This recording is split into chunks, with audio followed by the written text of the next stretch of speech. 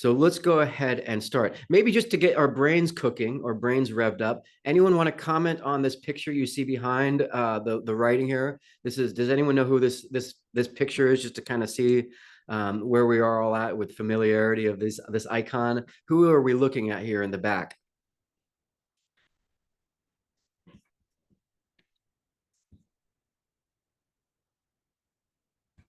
I am surprised this is the first time anyone's seeing this gentleman here. Has anyone seen this man before? I would have thought he would have been a little more widely known. Okay, that's interesting. So maybe it's a generational thing. Is Oh, it wait, like Che Guevara? Sorry, I know the Chinese word. I just don't know the English name. what is his name in Chinese? It's called like Che Guevara, if I'm not wrong. How interesting. Is that kind of just a way of like kind of changing his name and to kind of fit into what Yeah, Mandarin? Is it Mandarin? yeah, it's Mandarin. Oh, so interesting. Yeah, and I would have think that he has a title, perhaps, and I'm guessing here, tell me if I'm wrong, because he is kind of a cousin to China as far as being a revolutionary, communist revolutionary. So maybe he has a special title there, perhaps because of that. I don't know if that's the case, but yeah, he's someone who I would think maybe your generation. So maybe there's a generational thing changing where he's not as widely known as he was in the 1980s and 1990s, perhaps because the Cold War was still going on then. So Che Guevara is someone you'll see on T-shirts, on coffee mugs, and on kind of anywhere where there's a support for revolution, because he's kind of become this Jesus Christ-like figure, sacrificing himself for the revolution, but not just the Cuban Revolution, but rather revolution at a kind of national or international level, and also someone who I think represents the kind of internationalism of Latin America. He was born in Argentina, became a doctor, and went on to travel around Latin America until finally meeting up with Fidel Castro and joining together to fight and invade Cuba and liberate it from Batista and from the United States. So we kind of have a version of, if you will, Zapata or Pancho Villa, in a way, a kind of 20th century form, late 20th century form of kind of cowboy revolutionary. And his face is this famous photo, or the photo that forms the basis of this graphic poster, is definitely kind of the most famous picture. So if you haven't seen him before, you will probably recognize him in the future. And you might notice he's kind of emerging from this map of Latin America, of South America. So we'll kind of put this into context soon, but this is someone we're going to learn about today. And he's an important person, of course, for the Cuban Revolution, specifically because he represents the more international scope of the Cuban Revolution, this idea of exporting revolution abroad and promoting this anti-United States approach to politics. Although I think Che Guevara was also very critical of the Soviet Union, which would lead to some alienation and estrangement from the Soviets, and definitely contributed, I think, to him ending up leaving Cuba to go fight in revolutions abroad. And contrast that with Fidel Castro, who was much more of a kind of deepen the revolution at home, institutionalize the revolution. And Fidel Castro, although I think he's very supportive of internationalizing the idea of revolution, he's very much the kind of the person who stays in Cuba and wants to consolidate power, or at least consolidate power around the revolution, and I think arguably himself, while Che Guevara is kind of cut loose to go fight, support revolutions abroad. So we will understand this a little clearer as we move forward. And of course, Che Guevara is a very central figure to understanding the Cuban Revolution. And I think probably the one that many people have sympathies for, more so I think perhaps than Fidel, but it really depends. And there's, I think, good reason to see Che Guevara and less sympathetically, mainly because after they won the Cuban Revolution, defeated Batista, the president, Che Guevara lined up all the people who were captured, the enemy, if you will, either soldiers or Cubans who supported the government, and they were all assassinated, with a firing squad. And that never plays well, especially in the 20th century, late 20th century. So there's a lot of people who dislike Che Guevara and a lot of people who love Che Guevara. And, I think it's up for you guys to decide how you feel, and not my place to tell you how to feel, but just know that there is like with everything else in Cuba, a very black and white, if not kind of polarized view of Cuba that's either so 100% supportive or 100% not supportive. And it's very hard to find a more nuanced middle between the two. So I will try to dance on that tightrope as well as I can. So let's go ahead and take a look at history and remember where we left off last week with, or 2 weeks ago with Fredo Lam. He was our artist who was our kind of our bridge from modernism to the age of the revolution. And prior to the revolution, there was a vibrant, or not so vibrant, perhaps an emerging, vibrant scene of artists who were, I think, taking notice of the abstract art coming from the United States and Europe, the abstract expressionist art. Some of you guys, I think, wrote about this painting and how tricky it is to enlist something like this for a revolution. It's hard to figure out what's going on. It might not have anything that is notable, quote unquote, recognizably Cuban. And of course, that's a pitfall that we have to keep in mind, that you don't have to look Cuban. Your art doesn't have to look Cuban if you're from Cuba. Just like I would assume that if you're from United States, you don't have to make art that looks like it's from the United States. Now, it might be inevitable that it does, but I think it's a little weird to assume like something needs to have like palm trees or something, that's recognizably national, from the country it was made. So the other, of course, dilemma is how will this kind of artwork be relevant for a new political situation?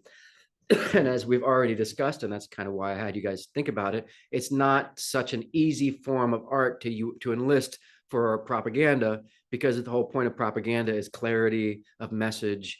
And there's something about abstract art which is kind of removed from propaganda. It's more of a personal space, if you will. It's more of a private, it's more of an emotional space. And that, I think, is one of the things that contributes to these feelings of paranoia about abstract art, or any art that might seem imbalanced or chaotic or beyond the scope of the revolution. And as I'm saying this, it actually reminds me of a subject I'm teaching in one of my other classes, which is the Counter-Reformation in Europe. There was a movement of protest against the Catholic Church, mainly because people started reading the Bible, printing the Bible on their own. They no longer needed the church. And Martin Luther, this religious figure, was criticizing the church for asking people to pay money in order to free their soul from purgatory. And in response to this movement, the Catholic Church basically said that artwork has to, we're putting new restrictions on artwork. No more nudity, no more chaos. Everything has to really be clear and orderly. And it can't help but be reminded of that when it comes to revolution, because you have the same idea of kind of how does an institution preserve control in a world where it's so easy to lose control. And I think art is something that can be very threatening to the state, because if it's seen that art is beyond the scope of the revolution, then that's really kind of almost like a geographical jungle from which a new revolution can spring. And so I think the paranoia, it goes back to the heart of why art is so powerful, because it can almost envision an alternative world. It can affirm your own kind of identity that's apart from maybe the official identities. Yeah, like the Nazi Museum of Degenerate Art, absolutely. The art was such a risk or threat to Hitler, and he could also opportunistically use this idea of art and purity as a way to enhance his own sort of propaganda. So, he would look at something like this and say, it's degenerate because it's just a mess, or my child could do it. And, it's not far off to imagine someone like Fidel Castro or Che Guevara saying, this kind of thing doesn't promote anything revolutionary. And of course, I would never compare Fidel and Hitler, but I think it's interesting to think about, the idea of where does art fit into a revolutionary paradigm, especially because by definition, revolutions are about kind of canceling out other points of view, often in favor of a point of view that's very important and gives voice to the marginal. But of course, it really matters where the lines of politics are drawn, and whether or not there's room for people to be outside of the revolution, or if everything has to be under the scrutiny of the government. And if this is somewhat irrelevant to your situation, you might think about during the pandemic, this idea of, whether or not you have to take the vaccine or not, or abortion, whether or not the government has a right to limit one's right to an abortion. So it's not just art, it's other things, other fields, other subjects. And we have to decide where the government has access and where it doesn't. And I think it's one thing to say, well, the government should have access to everything because we trust the government, they've got our back. It's another thing to say, no, the government shouldn't have access to anything, I don't trust the government, it doesn't have my back, right? And then in between you have a whole range. So I think, again, it's up to kind of us to kind of take a look at all this art we're going to look at, and start thinking about kind of what is the purview, or what is the limit of the government's reach into your own personal life. Do you want the government dictating your subject matter? And of course, maybe you might say, well, I'm 100% in support of the revolution, so I'm happy, I don't have anything to hide, or I have anything I make is just going to be supportive. So that's something to think about, especially when we get to Antonia Itis, who's an artist who faced some persecution. And I think you'll understand how that relates to what we're talking about soon. So when we look at this picture here, it's kind of a sad picture for me, because there was this fledgling abstract expressionist movement right on the eve of the revolution, which completely vanished and evaporated because the political winds had shifted so much. So it's a very interesting moment of a very brief moment of abstraction that does not last very long. And you do see a kind of international display of support for the Cuban Revolution shortly after the revolution. This is like the honeymoon period, if you will. The honeymoon is, after you get married, you have like a blissful period before the fighting starts. So, or at least that's the idea. So it's like a golden period. And I think that's really what you see. I think the mural here speaks for itself. It's like a collection of many different artists working together to put in their little grain of sand, their granito de arena, their little show of support for the revolution. And we could spend all day looking at the different details here. I would just point out that a lot of different artists we're going to see today are there, some that we've seen before. And I believe Wilfredo Lam also contributed something here. I can't remember exactly where it is.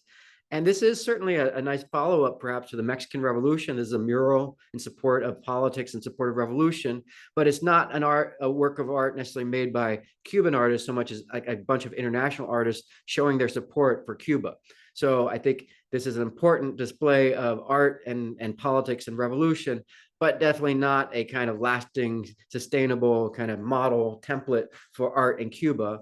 And I don't know where this is located today. I do want to find that out because I'd love to see it, or at least find out what happened to it. And it's interesting, the choice of a spiral too, I got to say. It's something to think about. Is it kind of a spiral that's emerging outward, or is it like a collapsing spiral? So, I think the best or most insightful comment about this display of support is this writing here by someone who was eventually put in prison, someone who clearly was a little too outspoken in their criticism. They said, this is an example of the government using every imaginable pretext to keep culture on a short leash. So that comment plays into this idea of within the revolution, everything, against it or outside of it, nothing.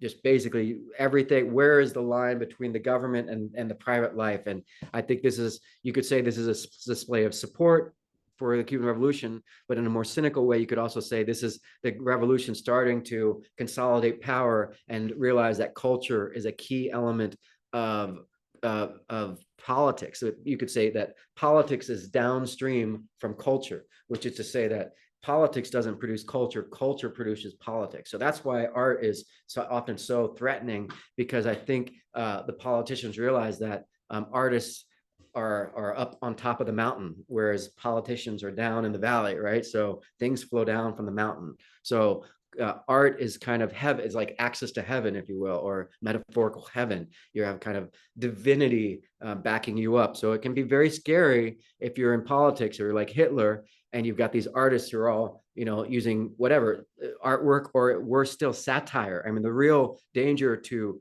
politics is not necessarily revolution so much as satire, using comedy to take away the authority and to question the sort of sacredness, the sacrosanct quality of politics. So, and I think you'll see that probably in the United States. And I think it's a question of whether or not other countries allow for satire is, I think, a real measure of a country's sense of security or political situation's feeling of security, with how much people can kind of criticize the government. And of course, art is a place where you can use satire.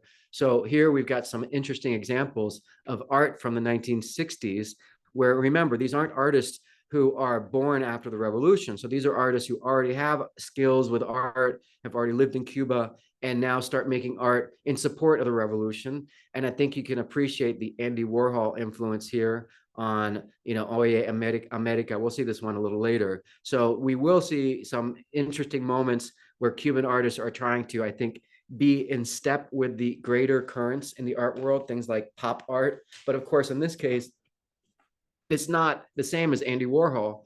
This is repeating maybe Fidel Castro giving a speech, but it's doing so without the kind of sense of Hollywood or glamour or fashion that are so central to Andy Warhol. So it might look like Andy Warhol, but it's just that. And I think there's a lot of stuff here that's very, I think, arguably characteristically Cuban, like the colors, the vibrant colors. And of course, Fidel Castro's speaking into a podium is going to be a very important theme or image that we're going to repeat and all the way up to the end of the semester. This idea of standing at a podium, speaking into microphones, is something that's very, I think, powerful, and also goes to the idea of, who has power is the person who can speak into the mic, and can everyone in Cuba, have access to the microphone, kind of thing.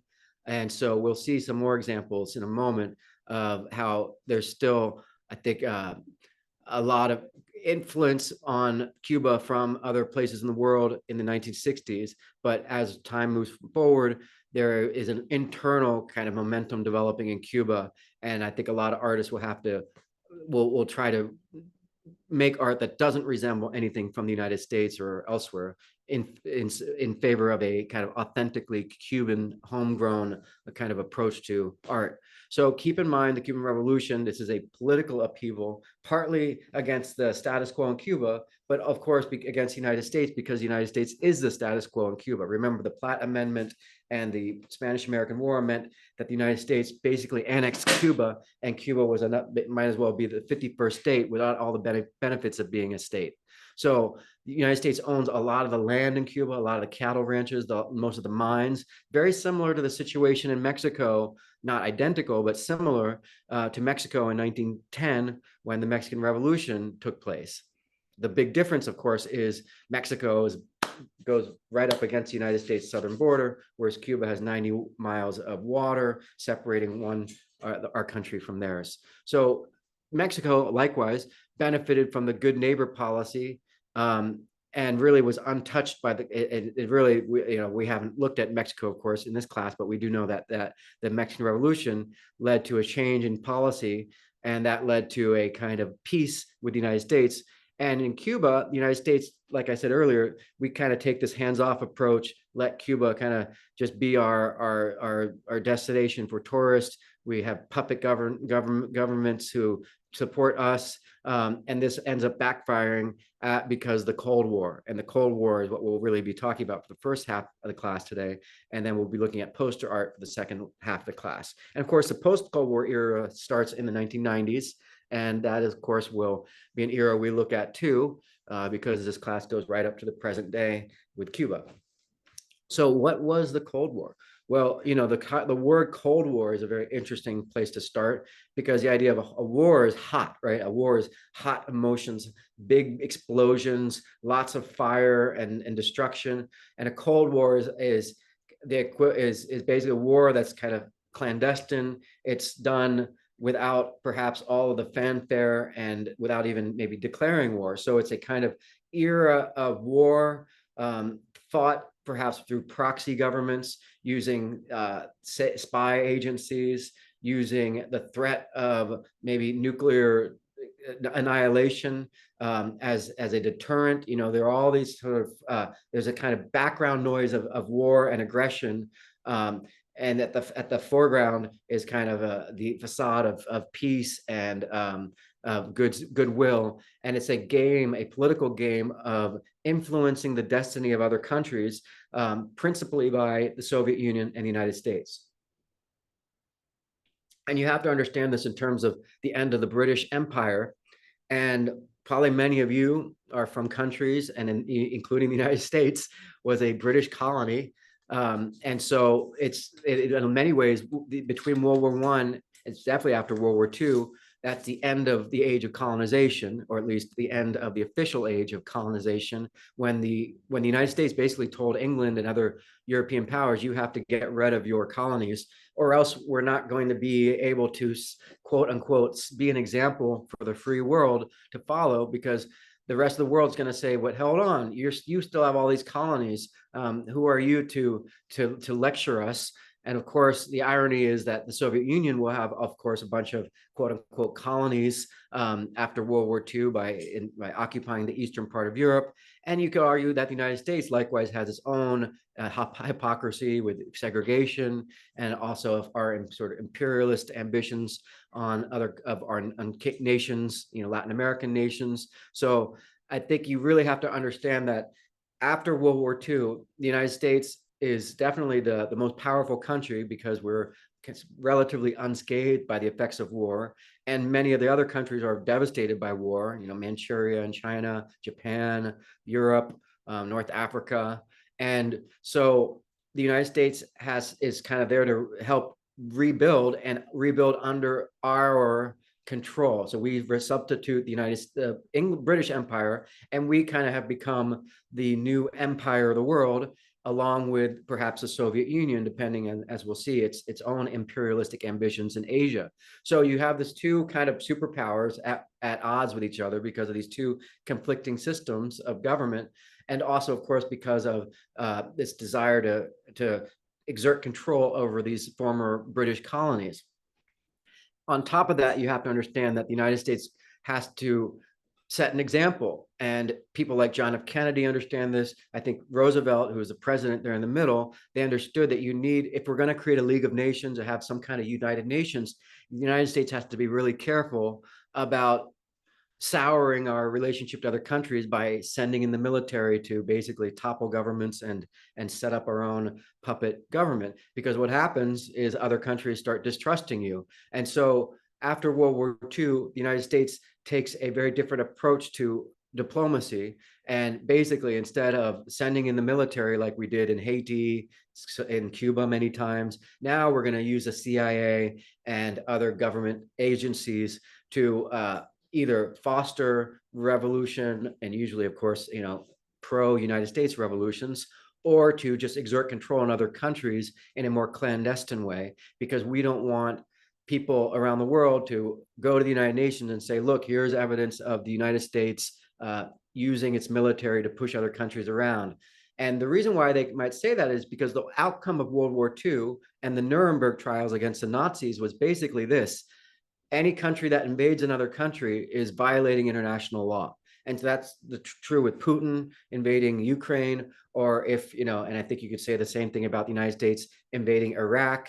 Of course, it's harder for the rest of the world to stand up to the United States when we are sort of the de facto kind of enforcement part of the world, with our Navy protecting trade and using our economic might, the US dollar, to push other countries around. So, unfortunately, the world after World War II is kind of these two superpowers, and that's just the reality. And there's a kind of game of politics where the United States is trying to act like it's and sort of honorable leader of the world, whereas the reality is we're actually just sort of continuing our same selfish policy, almost like dollar diplomacy, but doing so in a way that's a little more marketing and branding to make it seem like we're not as self-interested, but of course we still are. And it's important to remember that in World War II, famously, Franklin Delano Roosevelt, the president here in the middle, said that the United States is the arsenal of democracy. And that really sets the tone for the Cold War, where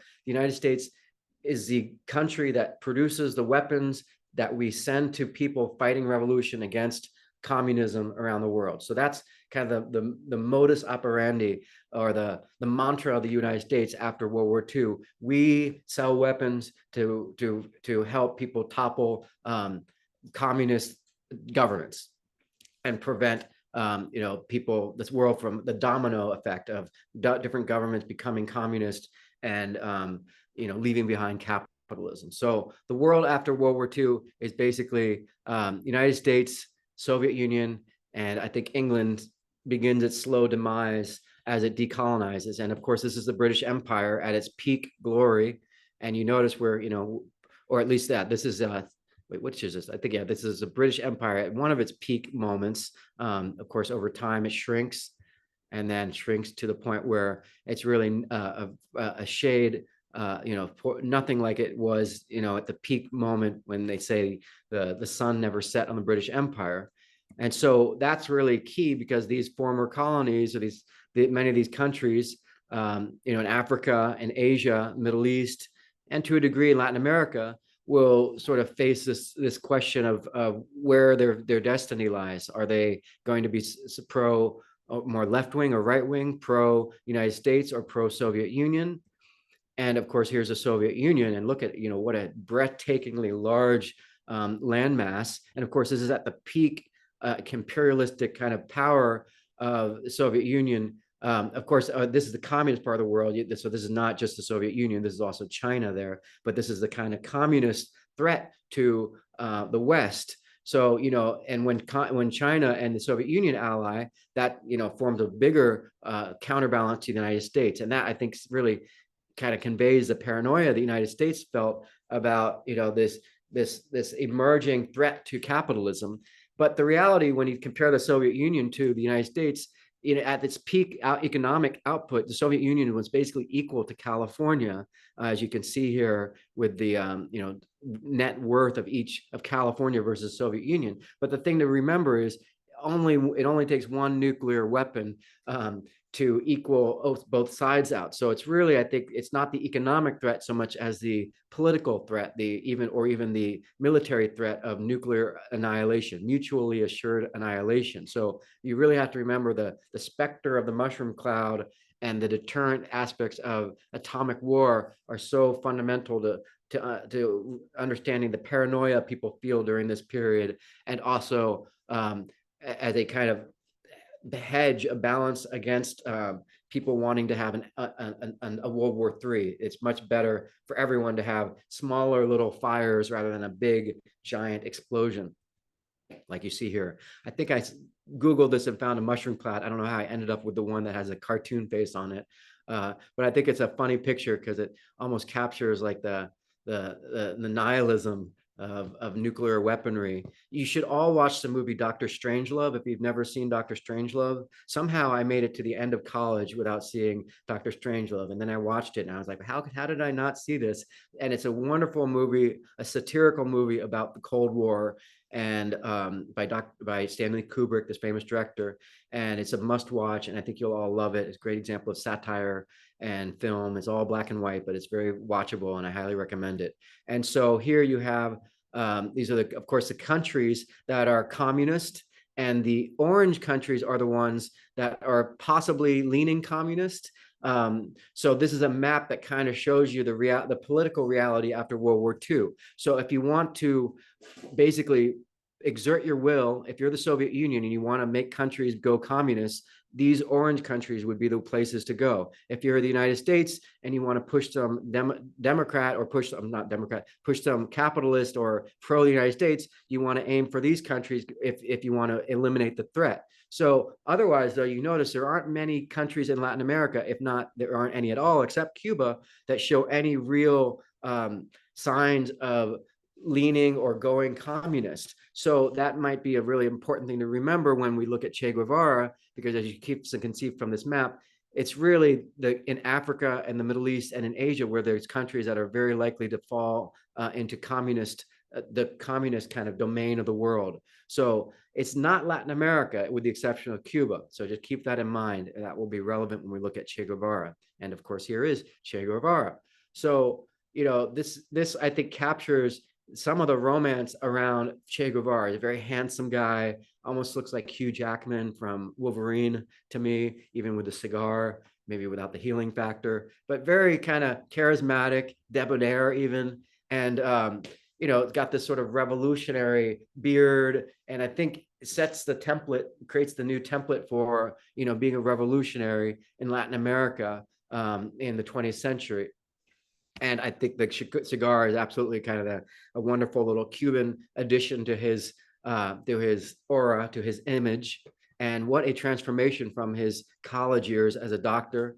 He's someone who had asthma, which will actually be something that goes on to affect his life, especially as a revolutionary. And you can really appreciate the kind of outward transformation from college student to kind of international revolutionary. So here he is on his motorcycle that he takes across country. There's a great movie called The Motorcycle Diaries about his kind of these years becoming a revolutionary. And it's a very interesting story because he basically takes this trip around Latin America, and it exposes him to the kind of imperialism that the United States promoted.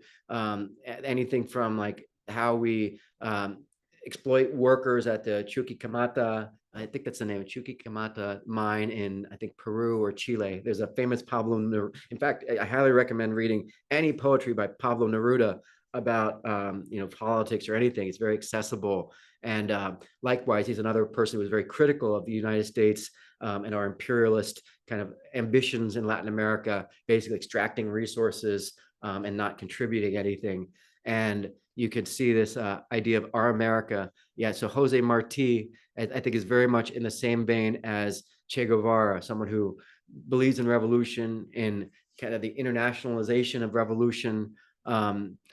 And of course, Che Guevara is a kind of update on revolution from the Jose Marti era of independence and ending slavery. Now we have the kind of added element of fighting against US imperialism and maybe even envisioning a world of communism. And so here you can appreciate this poster, I think, captures the Cuban style of poster making, but we'll see a lot more of those soon. So importantly, Che Guevara ends up in Guatemala. His motorcycle doesn't make it. His motorcycle died on him long ago, but he ends up, I think, probably flying, ends up in Guatemala. I'm not sure if he took a train or flew. I imagine he took a combination of planes, boats, and train to get there. But importantly, he witnesses the United States send the CIA into Guatemala to topple the democratically elected president Jacobo Arbenz. And this leaves a really bad taste in Che Guevara's mouth, especially after witnessing so much of this sort of ambitious ruthlessness of capitalism in Latin America. Now he sees that the United States has no real principled action, no real principles guiding its international policy. In fact, we're total hypocrites because here we are toppling a democratically elected leader while pretending to be, the arsenal of democracy around the world. And this is a very important moment of catalyzing and producing this revolutionary. And I think should have been a wake-up call. This is the kind of thing that the United States does that ends up causing, a lot of problems for people in the United States, either paying more taxes or just problems with the countries that we interfere with, because those countries don't have a sense of sovereignty, for one, or maybe we end up installing some leader who isn't elected by the people. And so will become a matter of either us managing public relations or just kind of not caring about the growing sense of hypocrisy about the United States. And that, of course, will lead to someone like Che Guevara standing up against the United States and really principled or fueled by this idea that the United States is just going around toppling governments using the CIA. It might not be using the military, but it's still using US resources to topple democratically elected presidents. And he meets Fidel Castro not long after in Mexico. And Fidel Castro's in exile in Mexico because he was basically exiled from Cuba because he stood up to the government in Cuba, was thrown in jail, famously wrote, kind of like Hitler, famously wrote, if not a book, a kind of series of writings, basically arguing that history will absolve him, that violence is kind of a necessary action against tyranny. And it's really something we've seen echoed throughout history. And maybe the key difference being someone like Hitler is more on the right-wing side, someone like Fidel is more on the left-wing side. But it's just another example of kind of revolutionary kind of moment where these two figures here, both left-wing radicals, meet to kind of work together, and they end up going back to Cuba by boat, invading Cuba by boat. And it's a disastrous invasion, and ends up with most of the people in their invasion landing group getting captured by the Cuban government, with the exception of Che Guevara and Fidel Castro, who managed to escape into the jungle. So now we have to, of course, consider Fidel Castro. And of course, you remember we saw them a moment ago, right here next to him. And here, of course, the dates of his life. Sorry, I just heard some knock on the door. So Fidel Castro lives quite a long time and outlasts many US presidents. And his lifespan, I think, really is, you can't really separate the revolution from Fidel Castro. And as I said, his famous moment of standing up against the government in Cuba is in 1953. This is before he's exiled to Mexico. And this is kind of the beginning of his revolutionary campaign against the government of Cuba. And is, of course, fueled by this anti-US anti-imperialism. But also, I think before that, it's the primary fuel of it is just sovereignty and wanting to elevate Cuba from the despair and darkness of poverty and unemployment and overdependence on sugar and just poverty in general. And the United States treating Cuba like a kind of tourist paradise definitely contributed to governments not investing enough in infrastructure or helping the average Cuban, achieve a better life. And so all that leads to this kind of boiling point with Fidel and Che Guevara reaching Cuba and being welcomed by the people in the eastern part of Cuba. And it's again a very interesting echo of what we saw with Jose Marti at the end of the 1800s, with the former slaves or escaped slaves in the eastern part of Cuba being the sort of spearhead of revolution in Cuba. Well, again, you have that same area becoming the epicenter of dissent against the Cuban government, in one sense, because historically that's the area in Cuba where people, escape the tyranny or oppression of sugar or slavery or colonization. And in this case, again, once again, you have people rising up against the government in the Sierra Maestra, the eastern part of Cuba.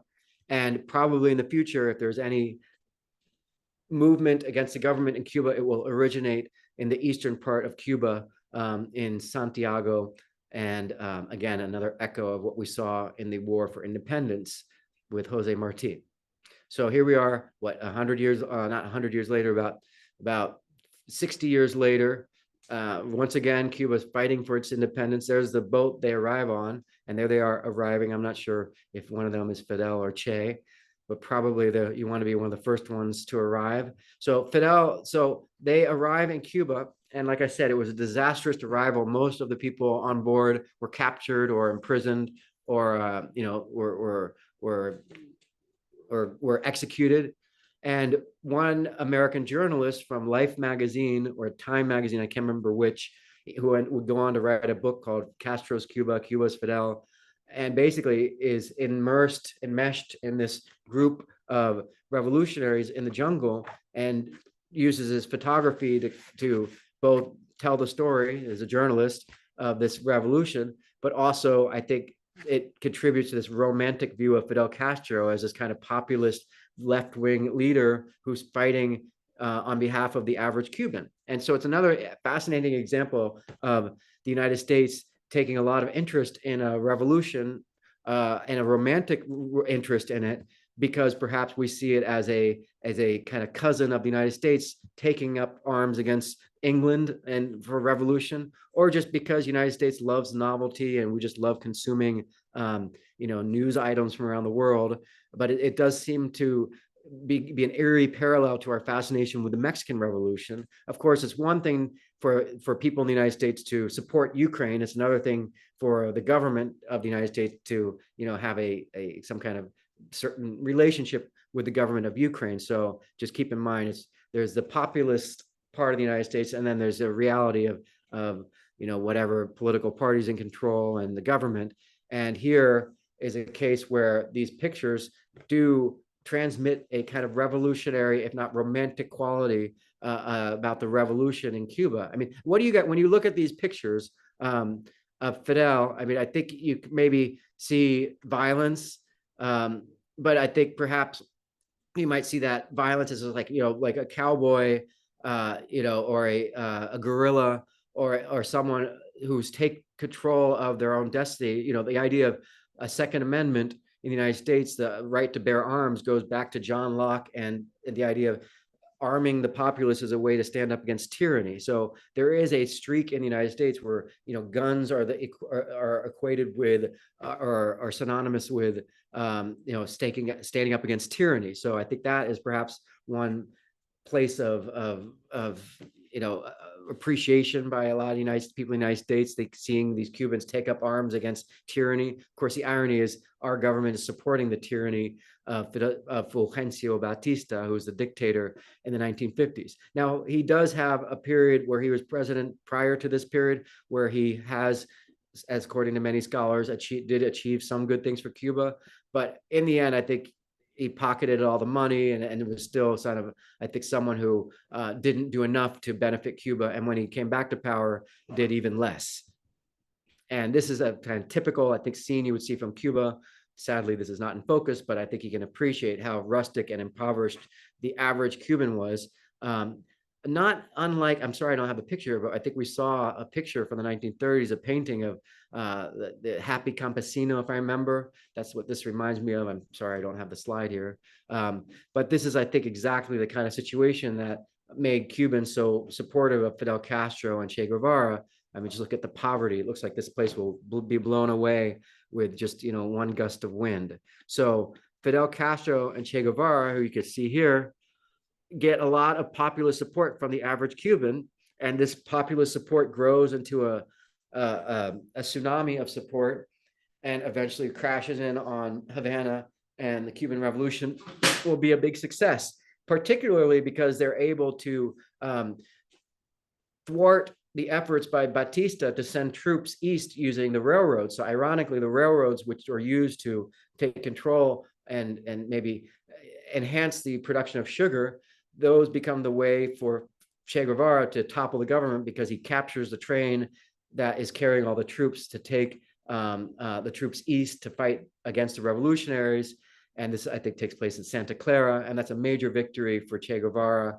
And once they achieve that and cut off the railroads, they basically halfway to Havana already. And so the revolution slowly kind of bleeds from east to west, or spreads from east to west, and eventually topples the government in Havana, and the dictator leaves.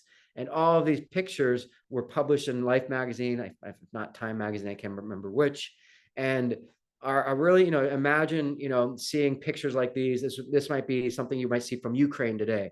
Of course, it's a little more, I think these pictures are a little more exciting for me than maybe the idea of fighting in snowy, freezing cold in Ukraine versus tropical Cuba. But I think, really, there's something really resonant and really powerful about these pictures, because they're living in the jungle, clearly, fighting for their lives. And it's a combination of, like, Survivor Island, and, guerrilla warfare, and, documentary journalism, and maybe even, people escaping tyranny and taking up arms against, the invaders. And it's an echo of things we've seen, like the Taino and Native Americans resisting the Spanish. It's an echo of the independence movement of Martí and the Mambises resisting the Spanish. And now we've got a new version of resistance against the government of the United States and Cuba. And the president of the United States at the time, Eisenhower, isn't really sure what to do. We've kind of painted ourselves into a corner. And at first, we're kind of not sure, if we should support the government or not. And we end up taking a hands-off approach, and basically hanging the dictator Batista out to dry, and dry up he does.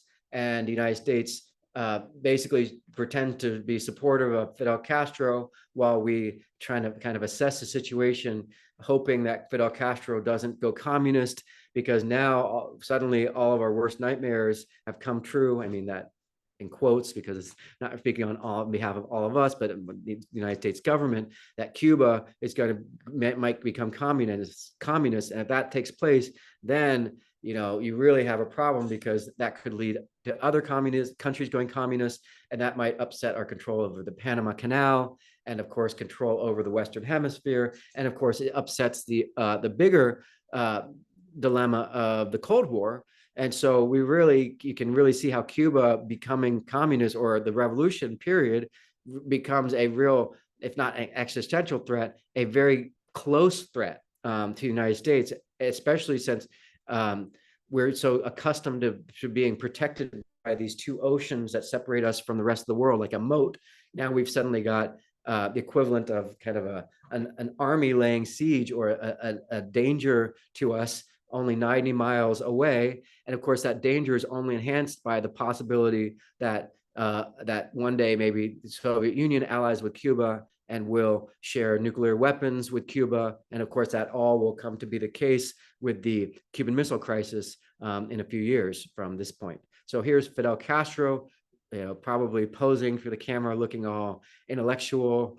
Who knows how many of these pictures were staged, or you always have to consider that when it comes to journalism and of course politics. Now in this case, Fidel Castro is not in charge of publishing the photos, but once he does come into power, I think these pictures will help him appreciate the value of photography as part of galvanizing, crystallizing, consolidating power. Here he's standing in front of his brother on the left. That's Raul. And on the right, that looks like Camilo Cienfuegos, another famous revolutionary. And here they are in hammocks, which is a nice nod to the Taino Native Americans. The word hammock is a Taino word. So again, an echo of the kind of Taino Native Americans escaping Spanish tyranny. And here he is, Fidel, with Cienfuegos, marching into the city, and marching into Havana, or at least in this case, maybe motorcading into Havana. And again, these pictures I think are so important, because it shows you the value of photography now as a kind of mass medium, and will become the basis for a lot of the graphic art that we've seen. Remember, the photograph of Che Guevara is a real icon of him. And these photographs, I think, reinforce the value of photography and film in the minds of these leaders like Fidel Castro, because they see how effectively these pictures transmit the revolution in Cuba around the world, and transmit things like the brotherhood, or the beard, and the look, the revolutionary style, the excitement, the fanfare. And I mean, what a powerful picture. It's almost like Pancho Villa and Zapata. The cowboy idea of someone on a horse. It's very powerful and resonant with the New World. You think about the horse roaming freely through the prairies, or just the idea of the independent cowboy, the person on a horseback kind of riding into the wilderness, and of course holding the flag, the Cuban flag. Now unifies those two symbols into one kind of nationalistic symbol of standing up and rising up against tyranny.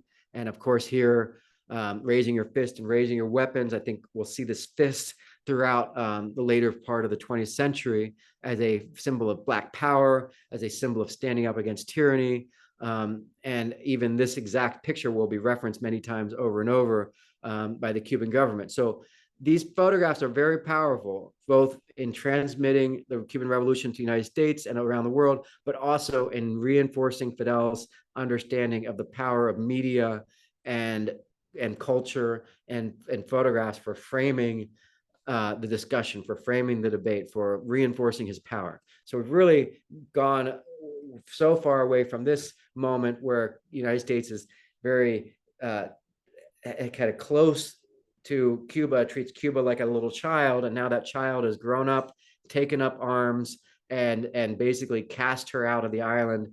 And it's a big move forward, a big leap forward for Cuba as far as reclaiming its sovereignty. So in a way, this is like a moment of the first moment, arguably, of Cuban independence and revolution. And the timing is so postponed, so belated compared to the rest of the world, with independence and revolution spreading across the world, in the 1700s, 1800s. And so Cuba is kind of offering this very unique revolution in a time of paranoia and it will only be advantageous to Fidel Castro to take advantage of this moment by becoming a kind of pain in the butt for the United States, because he understands that with his proximity to the United States, he kind of controls a lot more power than he would otherwise, and really takes advantage of this moment to become a leader of kind of the revolution against the United, a leader of resistance against the United States. And we kind of push Fidel into that situation by basically canceling our sugar for oil deal that we had with Cuba. Basically, in exchange for sugar, we sold Cuba oil at a lower price. And after the Cuban Revolution, very quickly, Fidel Castro realizes that most of the, if not, he had long realized that the United States owned most of the land in Cuba. And once Fidel declares that Cuba is nationalizing the land, and basically with maybe ostensibly the goal of redistributing it, though of course that's not necessarily going to be the case, that's when the United States says, okay, that's enough is enough. If you're going to take our land away from us, quote unquote, our land, company owned land owned by Coca-Cola, then we're going to stop selling you oil at a discount price. And Fidel Castro says, well, if you're going to stop selling us oil, guess what? We're going to buy oil from the Soviet Union. And so that's really what leads to the United States breaking with Cuba politically and economically. When the United States tries to push Cuba around, Fidel Castro pushes back and then teams up with the Soviet Union. And that is really where our many decades of lousy foreign policy finally come home to roost. And that leads to the next few decades, even up to today, of estrangement between Cuba and the United States. Whew, okay, a lot of history to go over, and we're not even close to ending. And I'm glad, Eamon, yes, very interesting. I know I'm maybe commenting on what you said. I don't know if it was recent, but yeah, the tariff wars. Did you bring up the tariff wars in relationship to like the United States pushing around other countries, or what was it? Yeah. So, a lot of really interesting parallels. If you guys take, I don't know if a few of you might have taken my Mexico class on Mexican muralism, but it's so, I'm almost shocking the parallels between the 1920s and today. Immigration policy, a lot of technological changes, cultural, social, societal shifts. And yeah, even with Cuba today, I'd say there's very interesting parallels, either with the United States just kind of taking a different diplomatic approach. And China allying with the Soviet Union, absolutely, to rival the United States. And I've even heard that China and Cuba might be working together, and so then you could have a real revisit of the Cold War in a lot of ways. So even though we do officially live in a post-Cold War period, a lot of the same enmities, antagonism, feeling negative feelings persist.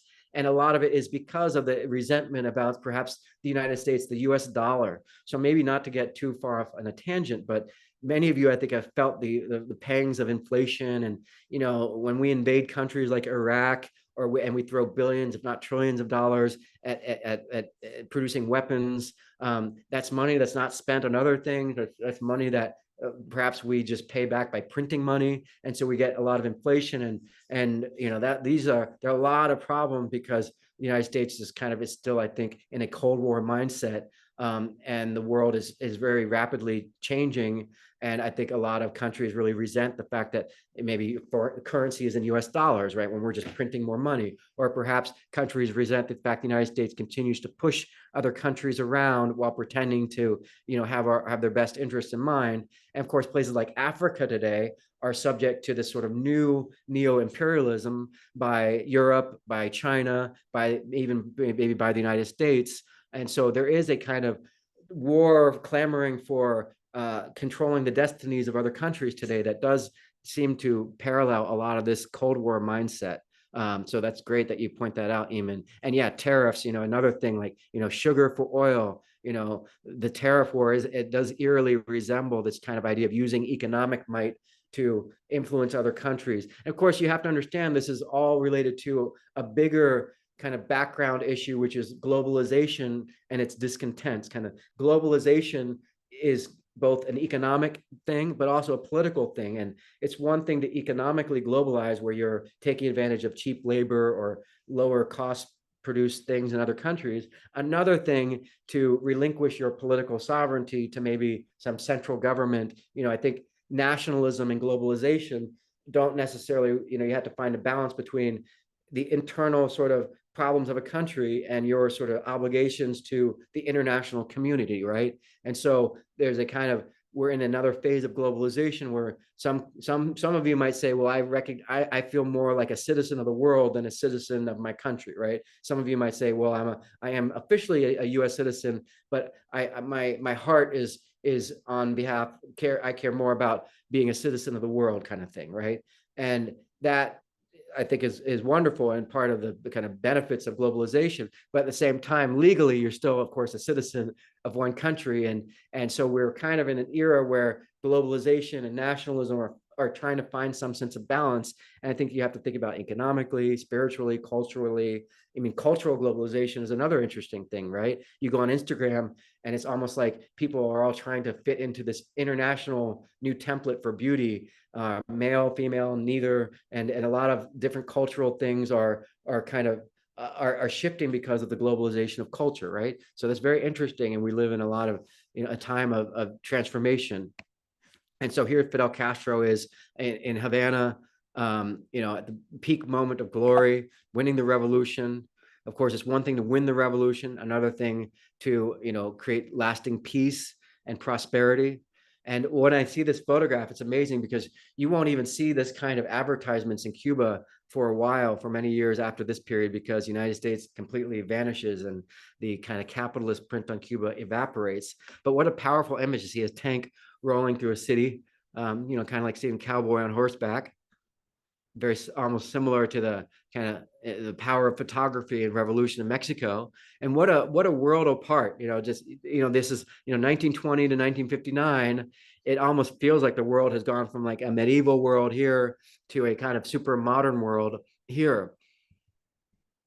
And of course, here's Pancho Villa in Mexico on horseback and entering in Mexico in 1914 with the call of Tierra y Libertad, land and liberty, and very similar to what Cuba and Fidel Castro and Che Guevara wanted, land and liberty, land as a symbol of national patrimony. But of course, it's one thing to offer political slogans; it's another thing to actually give people land.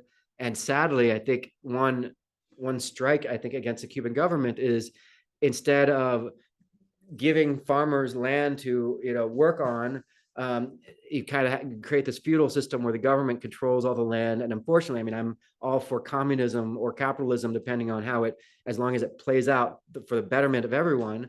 But sadly, what often happens is you maybe consolidate power, consolidate the economy, because it maybe seems like it will be more prosperous if it's centralized. But often with something like farming, maybe it's good to have farmers be able to produce their own food because there's that private incentive, and or maybe then you can produce food that you can consume on your own. And again, it goes back to this question of human nature versus ideology, and whether or not your ideology fits in with human nature and or your understanding of human nature. And I think for me, that's just a really important thing to remember when I consider communism or capitalism, that both of them have to deal with like human natureism, and consider kind of what is your definition of human nature and how that maybe might guide your ideology and whether there is a human nature. So it's just something to think about. It's one thing to maybe take control of a government. It's another thing to achieve lasting prosperity. Just like it's one thing to win the revolution and have these displays of unity, another thing to actually have that sense of unity in the background. So here, Che Guevara and Fidel are marching with the man in the middle, who's actually the president, but he doesn't really have the power. Who has the power? Fidel Castro, because he really controls the military at this point. And he plays this game that we've seen throughout the world, throughout history, particularly in Latin America, where someone like Simon Bolivar is offered the crown or offered power and says, no, I don't want to have power. And in fact, does want power and takes power and becomes a dictator. We've seen this in many cases in Latin America. We've also seen the opposite, where Pancho Villa and Zapata refuse power, right? Or George Washington says, I don't want to stay in power. Whereas Fidel Castro, he says, in the end, he basically, I think, decides if he doesn't take control, someone else will, and they'll ruin everything they spent so many years fighting for. And I can understand if I were living in the jungle for many years, fighting, eating out of my backpack and living in this kind of life, living this life of fear and, scrounging out an existence, on behalf of my country, fighting a revolution, I can understand why you wouldn't necessarily want to just give all that up and give up power to someone else who didn't fight in the Sierra Maestra and hadn't made all that personal investment into the revolution. Nevertheless, here we could see Che Guevara's famous photograph that serves as the basis for the pictures of him in many pictures. I think one, because it's got the star is like a very powerful symbol. The haircut is really haggard and wonderful in that kind of James Dean kind of Hollywood way. He's very handsome and young and very determined. That kind of, I think that looking out beyond, it almost feels, you could feel his kind of commitment or his looking for a fight. And so I think the combination of violence and principle is a very powerful combination. Being willing to sacrifice on behalf of either your country or the marginal, the oppressed, is something that resonates with everyone around the world.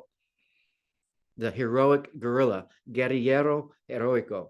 So very famous photograph. And again, the importance of photography for the Cuban Revolution cannot be overstated. I think you can see that here.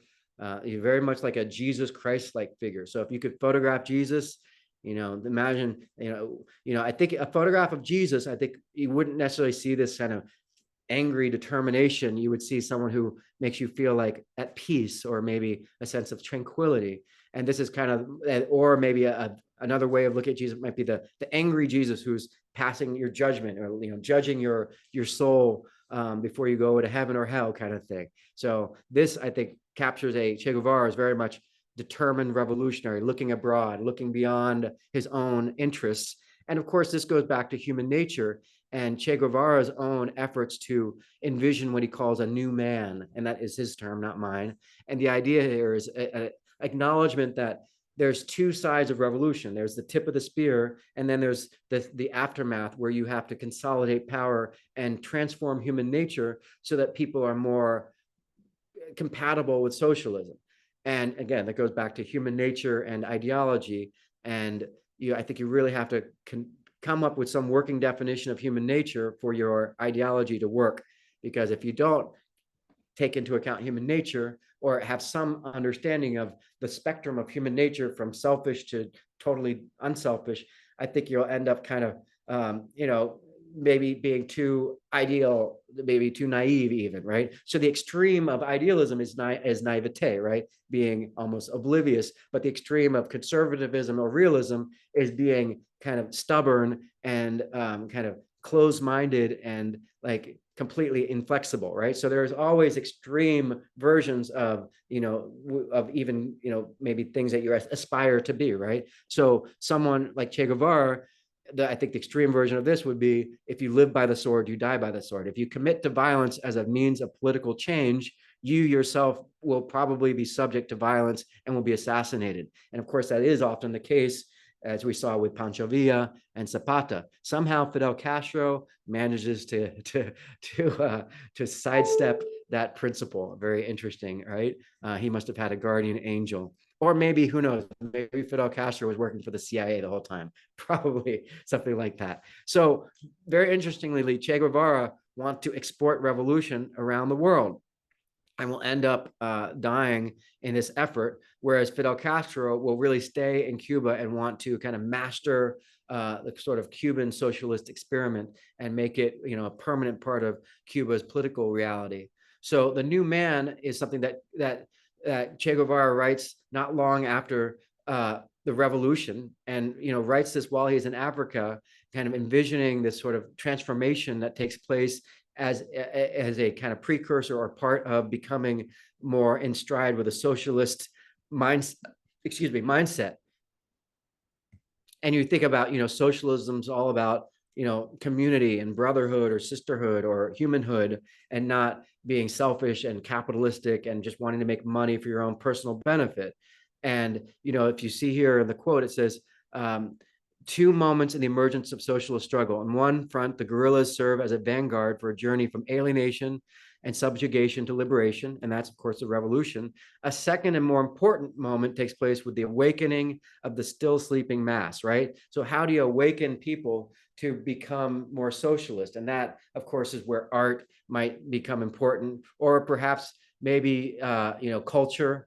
And so Che Guevara, perhaps realizing that that's the more difficult part of the journey, decides to become a permanent revolutionary. And his main focus will be being part of the vanguard, part of the revolutionary, violent kind of tip of the spear. Now, the problem, of course, with becoming the violent tip of the spear is Che Guevara doesn't necessarily blend in with every part of the world. And this is very, I think, a very amusing, if not fascinating part of this idea of exporting revolution is, if Che Guevara goes to Africa, he will be very quickly recognized as Che Guevara and probably captured by the CIA. If he goes to Asia, the same thing might happen. He's going to be recognized. So I think it's a very interesting thing to think about how you kind of, if you want to go fight in a revolutionary in another country, you might have, there might be some element of masquerade. You might have to kind of alter your idea of what it means to help, right? So when he goes to Africa, I think, not only does he realize it's going to be hard to fight in Africa without being recognized, but also I think he might have felt like he was maybe not the right authentic voice or the right person to be in that part of the world. And so he ends up going to Latin America to fight for revolution, and not to Africa and not to Asia. And of course, as you remember from the map earlier, the places that are most ripe or most likely to go communist were all in Africa and Asia, and not in Latin America, with the exception of Cuba. So in a way, Che Guevara's goal to spread revolution is kind of doomed from the beginning, because one, he can't go to Africa and Asia without getting spotted or being able to blend in. And if he does blend in Latin America, even there, it's going to be hard, because there isn't enough political will that's pushing the country communist. There are certainly a lot of countries that do have a kind of rising communist movement, but not to the point where there's going to be a great return on investment, either in money or in human, resources. And I think that's kind of what leads to some division between Fidel Castro and Che Guevara, and especially with Che Guevara and the Soviet Union, when it comes to where do you prioritize revolution around the world. And he goes on to criticize the Soviet Union's imperialism of Asia and places like Afghanistan. And in the meanwhile, on the home front, you have a lot of Cubans who leave Cuba and go to Florida. And this is for many reasons, not just perhaps because of political opposition to Fidel, but also for other reasons, just to flee violence, or to maybe because you just aren't sure about what kind of direction the Cuban government's going to take. Maybe you fear that violence will break out again. Maybe you have children, maybe elderly. So there are all kinds of reasons why people might flee Cuba, in addition to perhaps not being supportive of the new communist government, right? It's very interesting to note the title here, the Gulf of Mexico. I guess that officially has been changed, but I don't think we officially have to acknowledge that. It's such a bizarre thing, the changing of names. So here we have Eisenhower. This is the president who was in charge before the revolution, and then he is replaced by eventually by Nixon. I'm sorry, by Kennedy, and eventually by Nixon. And Kennedy becomes a kind of like Obama-like figure, a young new president with all of the promise of a youthful president, right? I think you can almost see a similar idea of, like, the what was I just saying a moment ago? A young person versus an old person, kind of like realism versus idealism. Obama represents change and hope, right? And I think Kennedy represented hope and change after this age of Eisenhower. And famously, the television broadcast showed a much more debonair, if not fashionable, Kennedy on the left, compared to Nixon, who looks a little uncomfortable and a little more tense. And after the election of Kennedy, he has to kind of follow through with this political effort already underway to topple the Cuban government. So Kennedy basically inherits this problem from the previous government, and has to basically decide what to do about the CIA wanting to train these exiled Cubans and train them to invade their country and topple the government and basically establish a provisional government. And then the United States can show support for the provisional government, and then we can send in the military. And this is goes back to that tricky diplomacy from this era where the United States has to, on one hand, it wants to exert its will on Cuba, but can't do so in a way that makes it look like we're just another imperialist power, because we're trying to show the world that we are not the Soviet Union, right? So we have to kind of play this dance, a political dance, right? And so as a result, Kennedy doesn't fully commit the US military to this invasion by Cuban exiles, and Fidel Castro just annihilates this invasion and captures basically everyone. And it's a real devastating blow to Kennedy's political kind of morale. And here he's probably talking with his brother, Robert Kennedy. This is the son of Robert F. Kennedy, is one of the guys in power right now in the cabinet, the health secretary. So here they're probably talking about the disastrous Bay of Pigs fiasco, which basically humiliates the United States and is probably what leads to Kennedy being assassinated, because a lot of Cubans felt very betrayed by his not showing support, military support for the invasion. And here he's meeting with Eisenhower, trying to probably figure out what he did wrong. And Kennedy famously fires the head of the CIA, and that also might have contributed to him being assassinated. So, who knows, maybe we'll find out about that in the coming years, but definitely a real humiliating blow to the United States.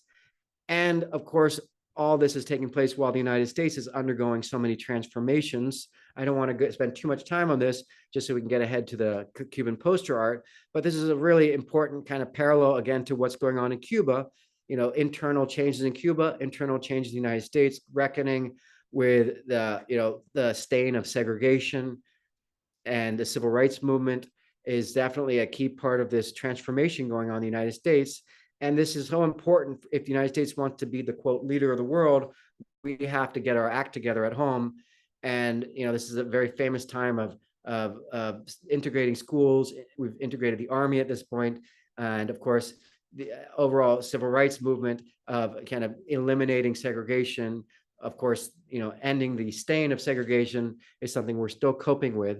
But I think it's a real moment to remember that the United States is undergoing all kinds of transformations while we're looking abroad at Cuba going through its revolution, and of course at the rest of the world, kind of transforming in this age of the Cold War, and all this taking place under the specter of mutually assured destruction. So the United States and Khrushchev will become it's kind of the kind of two leaders who are fighting over both the sort of destiny of other countries, the formerly British colonies, but also sitting on these nuclear weapons, which are the basis for their kind of military power. And here we are in the hometown of Wilfredo Lam in Cuba, and this is the location of the nuclear weapons that the Soviet Union started installing in Cuba, probably in response to the fact that Kennedy started putting nuclear weapons in Turkey, these ICBMs. And so this is a great example, or an important example, or notable example of this sort of political back and forth between the Soviet Union and Cuba. And of course, having nuclear weapons aimed at the United States from the proximity of Cuba is a real heightens the danger and the threat in the United States, and is what leads to us making a deal with the Soviet Union, basically, in spite of all these many decades of the Monroe Doctrine, which basically said keep European powers out of Cuba.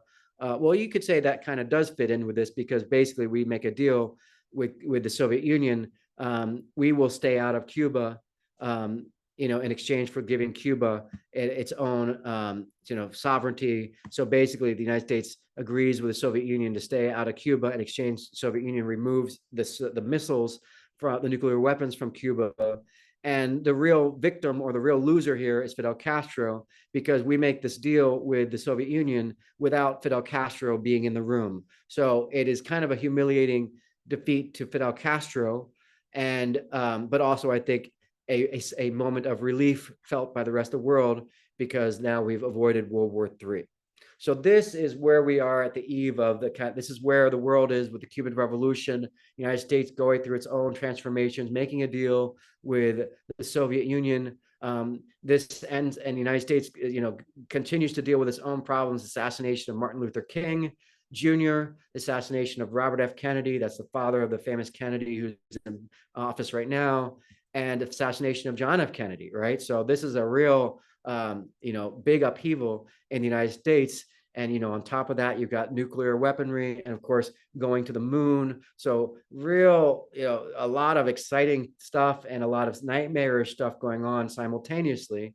And this is when Fidel Castro goes to the United Nations and basically waves a finger at the United Nations, at the United States, and basically starts this effort to create the non-aligned movement, a kind of a movement of nations that aren't necessarily part of the Soviet Union, not necessarily part of the United States, but offering a kind of third voice. And these are countries like Iran, eventually North Korea, and Afghanistan. And this will kind of be Fidel Castro's, own kind of Che Guevara-like effort to internationalize revolution, but of course all under kind of behind his sort of image as a kind of leader of revolution.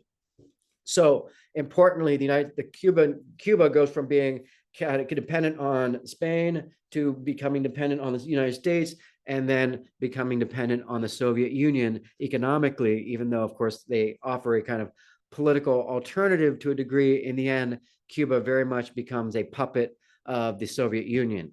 Even though the Soviet Union made a deal to remove missiles from Cuba, it still remains a key importer of sugar in exchange for oil. So when it comes to Cuban Revolution, remember, exporting communism, fighting against capitalism, and now, of course, what about art? So we will pick up with this question, starting with how art fares under the Russian Revolution after the break. So we will pick that up in a moment, and I will see you guys there. If you have any questions, feel free to ask away.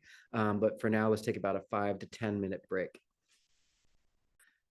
Just as we had looked at the degenerate art show in relation to Hitler and his rise in Europe in the 1930s into 1940s, just as we saw Hitler use art as a kind of hammer to hit over people's heads to kind of proclaim the purity of the Nazi party, basically using art as a way to consolidate power around culture.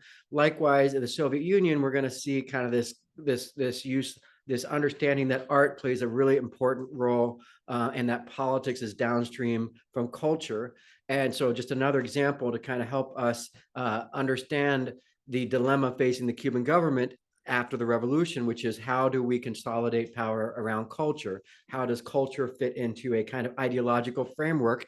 And the Russian Revolution is a kind of an alternative example to what we saw with Hitler, because I think in this case, we have a revolution that's very much, at least initially, in sync with modernism, in sync with the kind of vanguard of art. So it's a rare example where the most innovative of the arts are in sync with the kind of most innovative or radical elements of politics. As you might expect, this is a very short-lived period, and very quickly the artists and the vanguard artists were either alienated from the government or kind of dismissed in favor of more what you would call, I think, agree, is social realist artwork. And I think it's for all the reasons we've kind of gone into and will continue to go into, which is, this tricky balance between clarity and propaganda, and where does art that's expressive or very personalized, where does that art fit into revolution, if at all? And I think initially in the Soviet Union, like I said, we see artists in alliance with the government, like you see here. I think Rodchenko, famous artist from the Soviet Union, I think was very much a supporter of the revolution, and showed his support by almost envisioning a metaphorical return to innocence and or return to a square one, a kind of blank slate, if you will, that a kind of rebuild society from the foundation up, starting with the most basic unit, the kind of square. And I think that is exactly kind of what he was envisioning. So it's much more than just sort of a simple square. It's almost a metaphor for rebuilding society from a starting point. And from this kind of moment where modernism is kind of allied um, with politics, this moment it goes on to last for maybe a few years. And it's, I think, a rare moment where they're both in step, because typically, the art world, if not, it's definitely more usually on the side of left leaning politics. But typically, I think in the end, artists will always kind of criticize whatever status quo. And that's great. That's great that artists do that, because art is almost by definition meant to kind of, or want to kind of be free to explore and maybe express. And some artists might be happy to kind of be, subject to the will of the people commissioning their work, right? But if you're an artist who's just sort of working on your own without being commissioned, the sky is the limit. And so that is kind of by definition a threat to any country that wants to control, the sky, right? And I think that's why I enjoy seeing this picture on the left of the sculpture of like a Tower of Babel, because it's almost like a great example of, the government wants to build all the way to heaven and have kind of total dominion over heaven and earth. And artists, I think, are kind of have another access to heaven, because we're kind of almost able to imagine or envision a kind of a metaphorical heaven, right?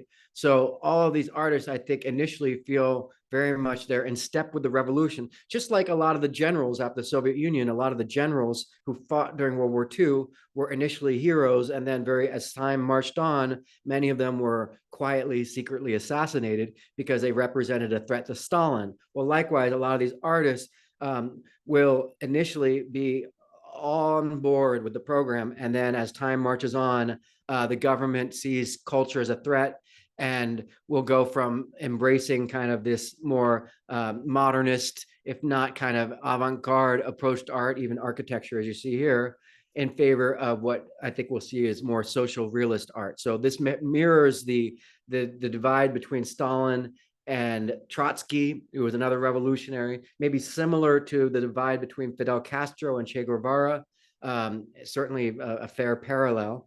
And so this consolidation of power takes place in politically as well as, in the art world. And we see that, I think, by 1930, artists like here, showing Lenin, Vladimir Lenin. This is a picture of Lenin at home, presumably. And I think the message here is he's hard at work writing. It's meant to show him as a kind of one of us. He's not exalted above everyone. He's not a high status. He's an everyday Russian or Soviet, just like everyone. And I think that's exactly what the message is trying to transmit here, to make Lenin very relatable and feel like even in his downtime, he's writing and thinking about revolution. Or here, Stalin looking directly at you, this almost welcoming gaze, almost like a religious painting, like, Jesus or the Virgin Mary welcoming you. So there is a kind of religious quality to some of these socialist paintings, because I think the idea is you're meant to transmit a sense of peace, if we're not innocence, or like a fatherly protector, right? It's all pushing buttons that I think are very easy to push and very emotional, and based on nationalism, emotion, and a kind of a facade of happiness and a lot of happy people. And God forbid someone be unhappy in a communist painting, right? So I think these pictures show the art world has kind of the avant-garde is no longer part of the program. The government's clearly favoring artists who are about narrative and clarity, and with this very tacit, if not kind of less tacit, support of the revolution, right? So all of these are kind of propaganda masquerading as painting, if you will, like little kids working hard to pull a sled. Sometimes it might be a critique of the previous regime. Maybe in other ways, it's a support of the current regime, like everyone working hard. And I think this really captures that collective idea. I mean, just imagine being one of these people moving rocks. I'm sure it wasn't as pleasant as this painting captures it to be. And I think the idea here is, there's something beautiful and aspirational about the collective hard work, right? But I think all of us would agree there's, it's one thing to celebrate work and the dignity of work. It's another thing to obligate artists to do so, right? And I mean, in a way, for me, just imagine someone standing there painting these people while they're moving rocks. There's something kind of out of touch about that. Like, come on, come over and lift some rocks too. Or this one, this seems to show people, radicals standing up to the czar, probably Alexander or Nicholas, before the revolution. So, this historical painting anticipating the Soviet Revolution, or this kind of Norman Rockwell like moments showing the kind of innocent, if not nostalgic moments of homely moments of father coming home to his family. And you would expect to see this, I think, in a lot of governments, revolutionary governments. I think Hitler would have loved this kind of thing, showing everyday Germans, enjoying their family, being wholesome and innocent and pure and all that. So Hitler would have loved stuff like this. And the question will be, well, what about in Cuba? Will this be the kind of art we see in Cuba? Happily, it won't be, because of this exact thing you see here, Khrushchev's thaw. This is the same Khrushchev that was arm wrestling with Kennedy we saw in the cartoon earlier. And fortunately for Cuba and for all of us, Cuba will benefit from this period of thawing. A thaw is like when ice melts. So we go from a period of a lot of censorship to a period of openness, where the Soviet Union starts allowing for more books and free floating, free form idea, or free expression of ideas. Not complete free expression, but certainly opens up a lot more room for debate than existed in prior decades. And this is really good for Cuba, because the Cuban Revolution takes place in 1959, which is right smack dab in the middle of Khrushchev's thaw, which means that Cuba, becoming a kind of a newly kind of acquired Soviet satellite state, if you will have reap all the benefits of this openness, and will mean a greater kind of openness to openness, if you will, in Cuba. So that's a really interesting moment of historical serendipity for the art world, where Soviets kind of openness means that Cuba kind of has a chance to perhaps be a little more experimental or innovative, and not have to cling to that social realism that we saw in the Stalin era of the Soviet Union. So here's Khrushchev, and you can see him posing for the picture here. And remember, again, the Cuban Revolution, 1959. So including, freeing artists from labor camps, for instance. That's the kind of thing you see during the thaw. Yeah, more books at libraries, more magazines. And these are the kinds of things that Cubans will read about. Cubans might have, a little more access to this kind of stuff too. Or it might mean that Cuba will allow for a little more publication or open discussion. Of course, we'll have to see whether that is the case, in fact, in Cuba. And the Soviet Union's embassy kind of stands watch over Havana, kind of like a watchtower, rising up over the horizon, over the landscape. On the left, there's the U.S. interest office in the Swiss embassy on the Malecon. And so for the next few decades, up until basically the 1990s, from basically 1960 to the 1990s, the Soviet Union will act as a kind of overlord in many ways, economic overlord of Cuba, maybe not calling all the shots, but certainly exerting its will and influence over Cuba in ways that may be similar to the United States exerting its will over Cuba. And of course, culturally as well. So a lot of Cuban artists will go to the Soviet Union, places like Poland, and work with artists who are making posters, and get firsthand exposure to printmaking, silk screening, and all the other wonderful new trends in the art world. And I'm just showing you a few kind of opening examples of Cuban poster art that will really benefit from all this exposure to poster making in the Soviet Union. And all filtered through this very recognizably Cuban vibrancy, whether in terms of color or experimentation or kind of bold, concise designs with graphic design. But of course, with one foot in the currents going on in the rest of the world. So in a way, you could see this as kind of Mexican muralism now in terms of billboards. But of course, these aren't billboards like we see on the side of the road here in the United States. These are kind of political posters that are huge and blown up to be the size of billboards. And I don't think you'd ever see, I'm sure the government can hire, and certain political groups with political interest will sometimes rent out a billboard. But I think we all would generally agree that billboards are not a place for the government to preach, and you don't really see propaganda in the United States. Of course, we have it in different ways, and we have propaganda masquerading as capitalism and all that. But we don't necessarily see this form of propaganda. And of course, I could be wrong, and depending on the state, depending on the time period. But I think it's very ubiquitous in Cuba. And certainly one of the things you'll notice is when you go to Cuba, everywhere you'll see these pictures of not Fidel Castro so much as Che Guevara and Jose Marti. There are some cases with Fidel, but he, I think, wisely understood that you don't want to make yourself, you don't want to put your image everywhere, or else you might end up being perceived as a tyrant. But Jose Marti and Che Guevara, totally cool. And so you will see these kinds of pictures all over Cuba. And initially, the posters that we see were designed to promote films, because film, if this were a film class, we'd watch a lot more clips from Cuban film. I can recommend a few movies you should definitely watch. Recuerdos de Memorias de Subdesarrollo is a good one.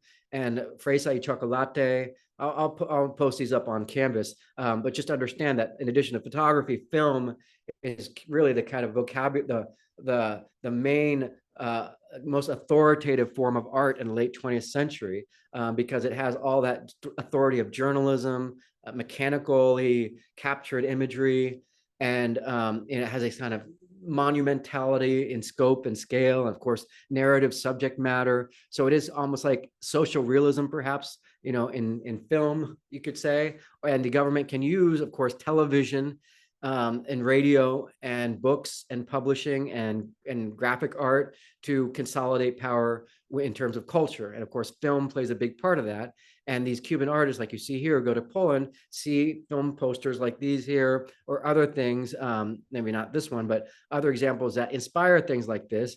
And what I think you should look for are things that you should kind of think about when you make your own political poster, or if you've already made one, if you want to revisit it, or just think about what's successful or not.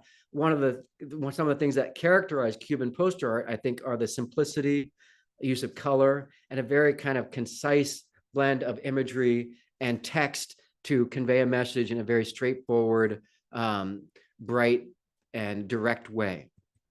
And I think this all comes from other artists like in Poland who have kind of trailblazed the way using graphic art, simplicity, silk screening to convey a sense of populism and or authority and or kind of just innovate with these new media. And of course, combine photography and graphic art, and you're really kind of opening up a whole new realm of possibilities. And I think that's what we see. I'm just showing you some examples of not just posters, but book covers and other things from the 70s and 60s to show you this kind of a world that was fascinated by graphic art in a way that, we don't really like. Even when I was at y'all's age, when I was in my 20s or thereabouts, stickers and print media was still very popular. In New York City, you would see stickers everywhere. And now everything's digital. So you don't really have all this texture of publications everywhere that you can use for collage and things like that. So we do live in a very different world in terms of our relationship to print media. But you got to love the kind of 70s quality of the colors to the designs. Even this is like kind of early computer pixelation. And all around the world, these are, I think there's a kind of obvious like globalization of culture at this point. And this continues, of course, into the 1970s. And even these, I think, lack the color and vibrancy that the Cubans are. I mean, here you go. I mean, you look at their embrace of Technicolor, Dayglow color, neons, magenta. Really, like, there's something about Cuba that is all about color and vibrance. Of course, dance and music are also two really important characteristics of Cuban culture. So you almost feel a sense of that kind of rhythm or vibrancy or color.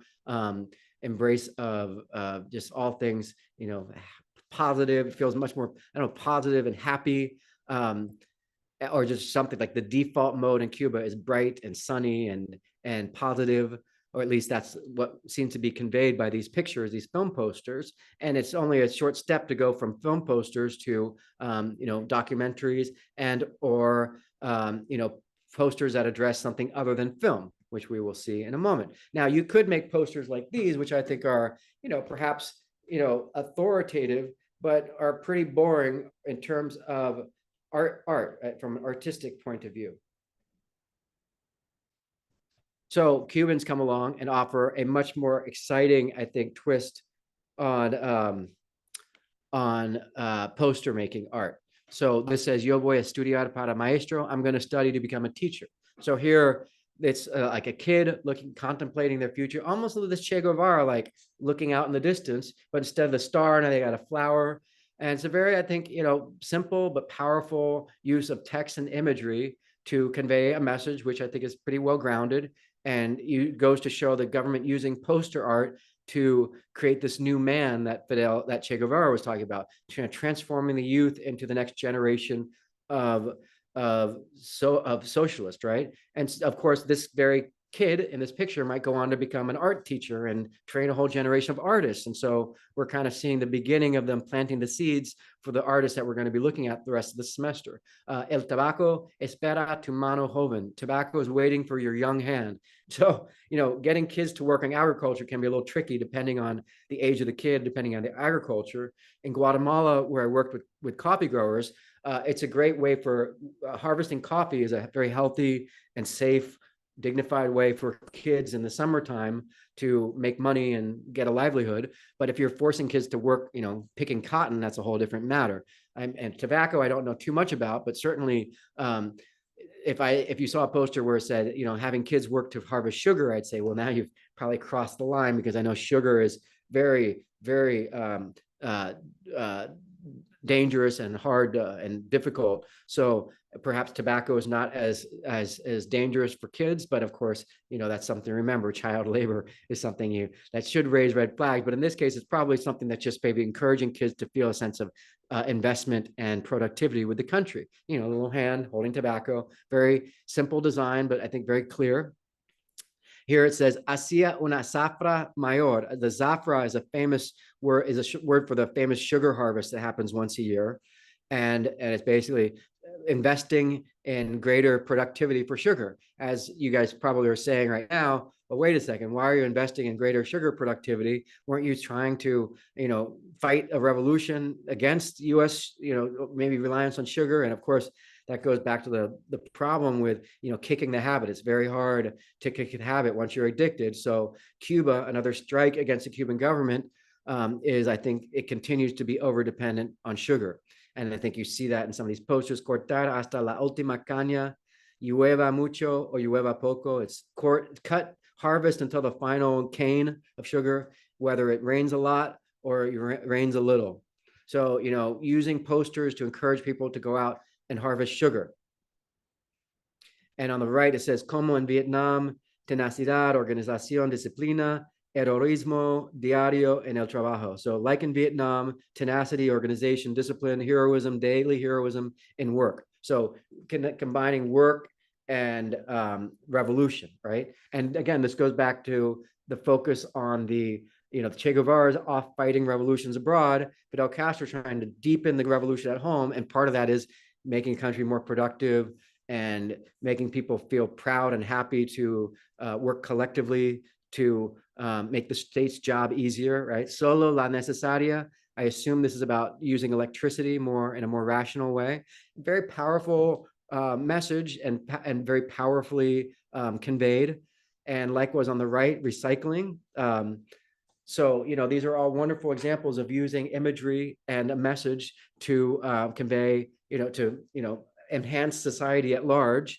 And I think a really wonderful break from these kind of social realist pictures you see for the Soviet Union, or this kind of stuff you see, happy people, the one hand on a little bit of nationalism, right? I think this is from China. Correct me if I'm wrong. And I think you probably still see some of this in China. I think there's a lot more fun than the Soviet examples. There's a lot more colorful, but the idea is happy people supporting, enjoying life, all under the kind of the unifying symbol of the Red Book, right? Or which of course meant to stand in for kind of the principles of communism. Here, I think this is North Korea. The same idea of combining work and dignity and productivity. And I think these are a little more colorful than the Soviet example, right? But I think the Cuban examples are here. Another example, even this. But I think in Cuba, there's something really more experimental and a lot more graphic. And again, that just, I think, goes to show that Cuba has a real innate sense of artistry that has been waiting to come out for many decades, if not centuries. And at long last, we see this kind of self-expression in Cuba kind of blossom, right? So you have to understand these pictures of Che Guevara very much come in the wake of Che Guevara becoming a martyr, someone who dies and is assassinated in Bolivia. So these pictures using Che Guevara's image are very much meant to make him a martyr, a saint on behalf of revolution. And this is known as the golden age of Cuban graphic art from the 1960s to the 1970s, and including graphic art for film. And what you see here, graphic art showing all kinds of things, film, but also political posters, and that's what we're going to shift to focus on now. And I think you could appreciate the range of colors, using photography as a basis for a lot of the artwork, but also, of course, using symbols. The star, I think, is a common theme motif. Che Guevara, of course, you see everywhere. But obviously, it's reaching people in Africa, the Middle East, and Asia. Some examples in Latin America, but again, going back to this map, the places most likely to go communist are the places in light orange. The places that are already communist are the kind of more vibrant orange. And of course, the Soviet Union is the burgundy. So none of the countries in Latin America, except for Cuba, seem likely to go communist. And of course, that's the reason why Che Guevara's efforts in Bolivia will probably not reach much success. So these magazines and posters, these public posters are published, folded up in magazines, which are distributed far and wide around the world in different languages, and are really meant to provoke revolution around the world. So a lot of these examples you're going to see are either posters produced for other countries or posters produced in Cuba. And all of them, I think, are really kind of capturing the idea of revolution using Che Guevara. And of course, Che Guevara continues to be a symbol of revolution. And even after he dies, will continue to kind of inspire revolutionaries around the country, around the world. Che Guevara writes a letter to Fidel Castro in 1965. I won't read it right now, but basically it's a departure letter. And in this, remember, in the early 60s, he goes to Africa. And this is basically where he decides, okay, I'm going to stand out like a sore thumb. Africa is not a good place to blend in. So he will choose to go to Latin America instead. Meanwhile, Cuba continues to export posters to other parts of the world. I think you can see in the subject matter here, this kind of the scope, the range, using color to kind of signify race in this case. And, I think Cuba can do that because Cuba's got a kind of blended sense of self with African, European, a kind of blend. And so there is a kind of solidarity that Cuba has naturally with Africa, for instance. And Cuba will eventually go on to send a lot of troops to Africa, to Angola, to resist the South Africa's imperialist ambitions on Africa. And this is actually a very big moment of triumph for Fidel Castro, because they're able to resist South Africa's, as you know, apartheid South Africa, where the races were divided and the native Africans were down below and the elite minority of whites were up above and the hierarchy. So the success against South Africa is a triumph for Fidel Castro. And he's able to send troops to Angola because so much of the Cuban population is of African descent that they can send people of African descent to Angola and they will blend in very easily, much more so than someone like Fidel Castro or Che Guevara would. So it's very interesting to think about that. This idea of kind of can you join in another country's struggle, and will you stand out? Will you fit in? It's almost like a mirror image to with Fredo Lam and his conversation with Pablo Picasso about, Pablo Picasso didn't feel like he was an authentic voice for Africa, but with Fredo Lam was. So I find it very interesting, the connection between Cuba and Africa. An almost unexpected connection, but a very meaningful and fruitful one, as we'll see. So Che Guevara's goal is to produce many Vietnams. As you may know, the United States had a humiliating defeat in Vietnam. This is us trying to end communism in other countries, supporting groups against communism. We trained dictators in Georgia, the state of Georgia, to basically resist left-wing dictators or left-wing populist leaders, and that's all Operation Condor. And this is just part of the Cold War, right? So, that's the United States effort on our side. And then on the other side, of course, the Soviet Union and Cuba trying to export revolution and create other Vietnams, basically a multiplier effect. One Vietnam will lead to another Vietnam, and eventually the United States will be bled to death. The idea is, instead of defeating the United States with one big blow, we'll cut it with a million different cuts and it will bleed to death. And that's Che Guevara's approach. So he wanted to start many different Vietnams. Here, of course, Latin America clutching a weapon, the idea of combining weapon, geography and weaponry, violence with local iconography, in this case in Venezuela. Really fun, clever solutions to this idea of making something familiar to locals, but also, vibrant and inspirational. And, many of the Cubans making these posters probably didn't even leave Cuba. So they're doing their best to kind of pick imagery that will be relevant and familiar to the people in the host countries. Here, it looks like this is probably Allende or maybe Trujillo in the Dominican Republic. Many examples of, left-wing dictators, right-wing dictators, and often the United States supported right-wing dictators against left-wing dictators. And here's an example using spray paint. I mean, this is almost like Banksy before Banksy. Really wonderful use of spray paint, including the kind of the brushy, the speckles of the paint, right? Very powerful pictures here, Bolivia. Of course, this is where Che Guevara will be captured. I think it's his asthma that gives him away. If I remember correctly, his asthma gives away his location from the breathing. I'm not totally sure about that. Or maybe he was shot already and couldn't get away. But basically, he's captured, and in very sad, kind of Christ-like moment for him and people who support him. The Bolivians standing behind him. And this is kind of like capturing Osama bin Laden, a moment to kind of the United States to have like this trophy, a symbol of us defeating.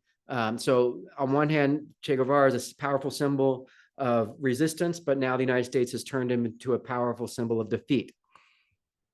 And so thereafter, he becomes a real key central part of this poster art that appears from the 1960s onward.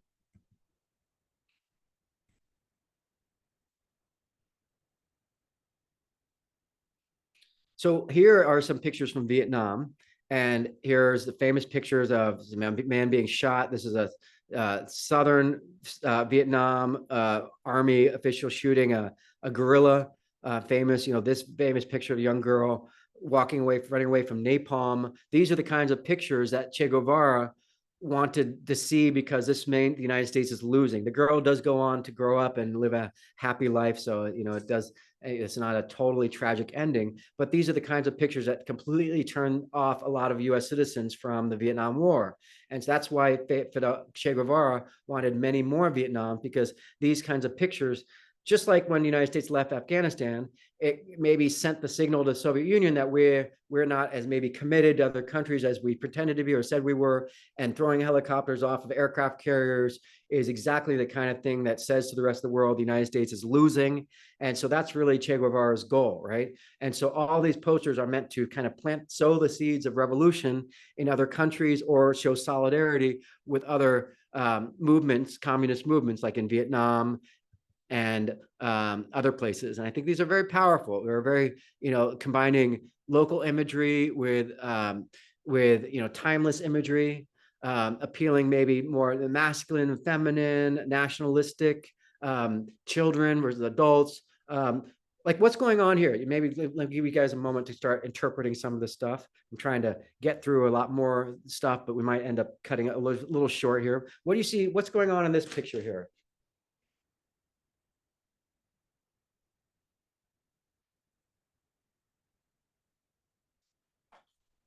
Any interpretations of what this is? What are those big round things? Like hats. Yeah, I think those are the hats people, rice farmers, to protect themselves from the heat. And correct me if I'm wrong about any of this, but it's basically combining the hats with kind of looks like weapons poking out underneath, or what's meant to resemble weapons. So what's the message then? What do you think is the visual message here? And by the way, you got to appreciate the way the circles become stars with little points in between. What's the visual message here? Anyone? And this is good training for your own posters to think about how to, speak a message with imagery. Well, for me, the message is like unity, right? And unity and clandestine, like you're hiding underneath the hat that while even though you're a farmer, you're also a fighter, right? Farmers are also fighters, combining productivity with, well, secretly you're also fighting the revolution. What about here? Who are we looking at here?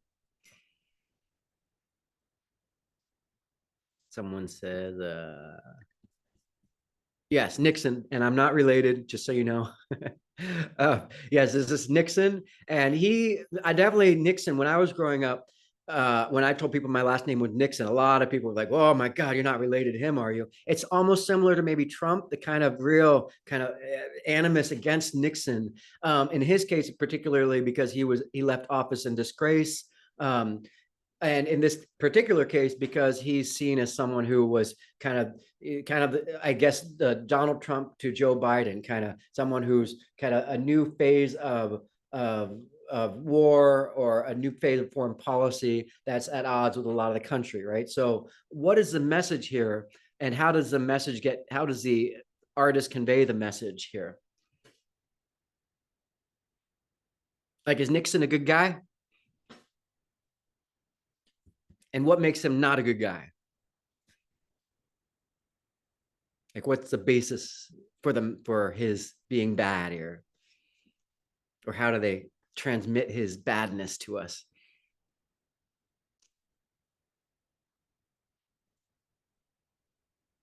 Any takers? Well, you might think like his skin's blue.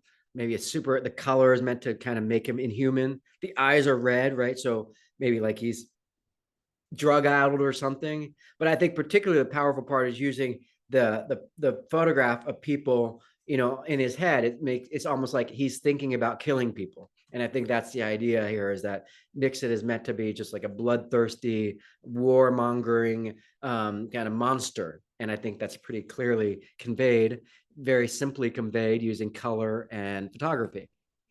What about, well, here's Nixon and LBJ.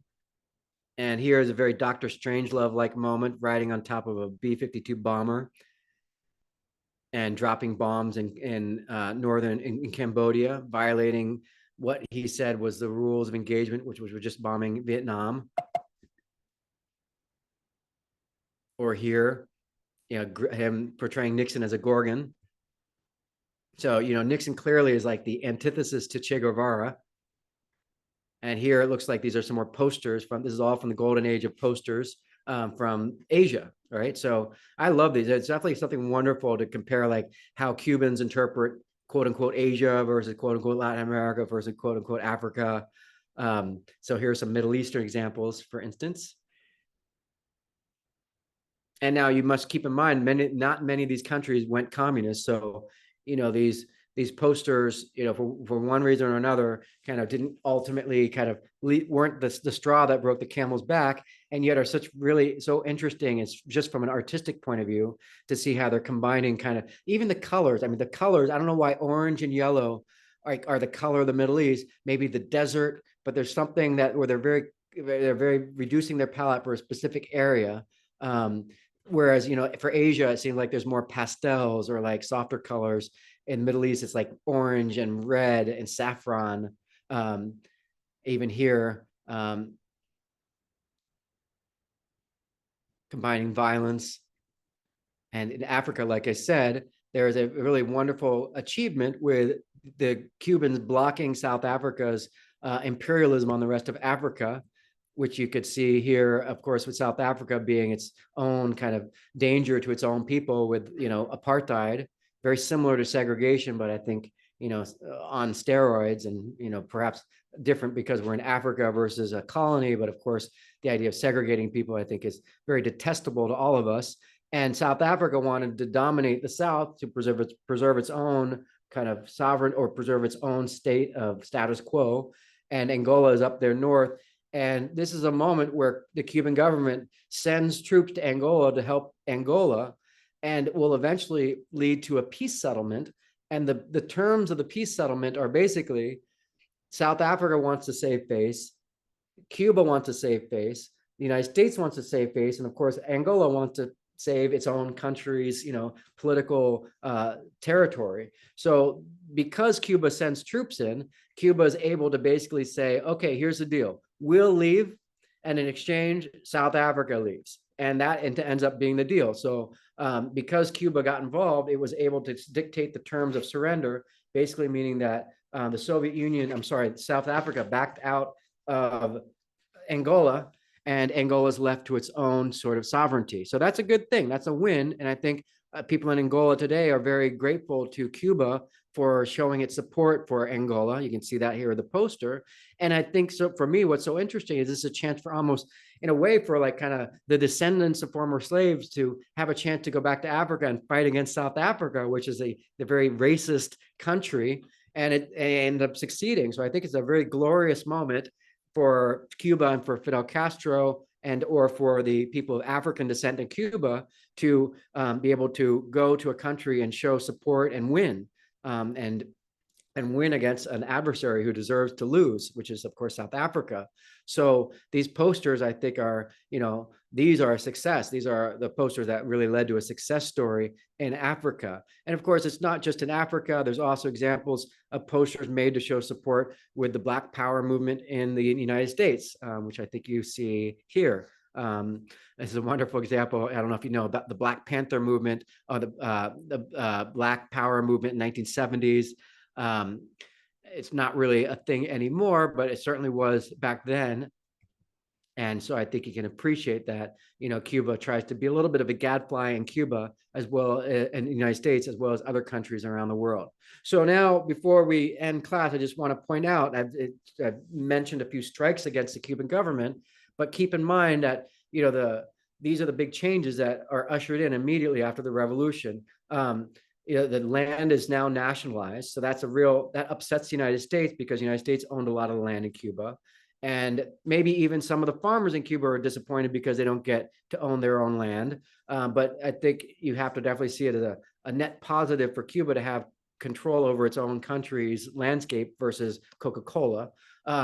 Now, the economy is still dependent on sugar, so that's not good. Even today, I think sugar production's declining because it's not as fertile. The land isn't as fertile anymore. So hopefully Cuba will diversify politically, economically. Now it's dependent on the Soviet Union instead of the United States. So that's kind of just replacing one evil for another. But to the credit of the Cuban government, you now have much more access to clean water and electricity. So if you're your average Cuban campesino, there's probably a net benefit in terms of the revolution. Your kid might have access to education or schooling. You might have access to electricity. But of course, that might mean you can just watch TV that shows Fidel Castro's speeches, or maybe politically acceptable content, right? So just because you have the internet doesn't mean you have Facebook or YouTube, right? Basic medicine is certainly a big achievement for the Cuban government, and of course, education. So, I think there's a lot of, you can't completely criticize the Cuban government for making some achievements for Cubans, but it really depends on which Cuban. Many people from the middle class might have fled Cuba after the revolution for fear that their business would be nationalized. Maybe the upper class, with whom I think we probably have the least sympathy, maybe they flee for obvious reasons, their homes being confiscated, or maybe they just owned all the land. But it really depends on the Cuban. But I think overall there's a kind of mixed bag of success and failures. And it's not necessarily it's not even the Cuban Revolution that has to be blamed so much as perhaps human nature, the political realities of the world, and or just the problem with transforming society from within, especially when you have the US embargo, which we haven't really talked too much about yet. But just keep in mind, from 1960 basically onward, roughly 60 onward, the United States has tried to isolate Cuba economically, which means that perhaps Cuba will have a much harder time succeeding with the kinds of things that you need, like diversification or just overall prosperity, because you've got this big obstacle, which is basically the United States trying to prevent Cuba and the Cuban government from achieving prosperity by isolating it economically. And that continues to be the case today, and has also led to the Cuban government using the embargo as a kind of weapon to criticize the United States, and therefore consolidate power using this sort of the politics to say, look, see, the United States is our enemy. We are rightfully in power because we have to protect you from the United States. And that's kind of the nature of the political debate in Cuba, or the discussion or the dialogue in Cuba is often about Yankee imperialism, being anti-United States, or being pro-Cuban government, but really never anything in between. And so next class, or the next time we meet, maybe not next week, we're going to be looking at this first generation of Cuban artists who were raised under the revolution. And this basically takes place in the late 1970s and will be, I think, the beginning of a real fascinating journey leading all the way up till the end of the semester, where we look at how Cuban artists navigate the political realities within Cuba and also navigate the artistic world beyond Cuba. And we'll be looking at artists like this one here. And of course, we have to keep in mind the importance of this idea of within the revolution, everything, against it, nothing, or outside of it, nothing. The idea that the government has total dominion, absolute kind of scrutiny over everything, including culture. And of course, that can lead to big problems when it comes to maybe sexual orientation. And that, in fact, will be the case. The government immediately rounds up a lot of prostitutes, or what they call pájaros, which is a slur for homosexuals. And that's not just Cuba. Many countries went through this in all around the world. So you can't just blame Cuba for that. But you certainly can't had a kind of absolve Cuba completely from, it's what's known as the gray years, in the 1970s, this kind of age of consolidating power, cultural power, leads to many good things, but also a lot of bad things. And I think all has to be understood in this idea of where the boundary is between revolution and non-revolution. And I think I'll post this picture as homework, as an opportunity for you to think about, well, what about this? Is this picture within the revolution, or is it against the revolution? And I'll have you guys answer that on your own time. And so hopefully today you've seen enough posters to give you a sense of the kind of Cuban approach to poster making, which is all about color, text, and simple messages, and might inspire you to either rework your poster or to make a poster. And I'd like to look at a few examples next week, just so we can kind of see what you guys, or how you guys react to some of the pictures we've seen today. But of course, you're not obligated to, and not next week, but I mean next class. So please, if you want to submit one, let me know if we can share it with class. The next time we meet, we'll be looking at those posters, and then we'll be looking at art from the 1970s and the 1980s of Cuba. So unless there's any questions, I think we covered a lot of content today, and now we're firmly, our feet are firmly on kind of the time of the Cuban Revolution. So we'll really now, in earnest, be addressing this question about art and revolution and that boundary between both. And unless there's questions, I will let you go. Class dismissed. Keep up the great work. I'm looking forward to seeing your posters. And if you've already submitted it, you're welcome to go back and tweak it and resubmit it if you'd like, if anything we saw today might have inspired any changes. Otherwise, please do continue to submit your posters if you want to make one, or when you make one, but of course, under no obligation to share with the rest of the class. So I will see you guys, not I think next week, but the following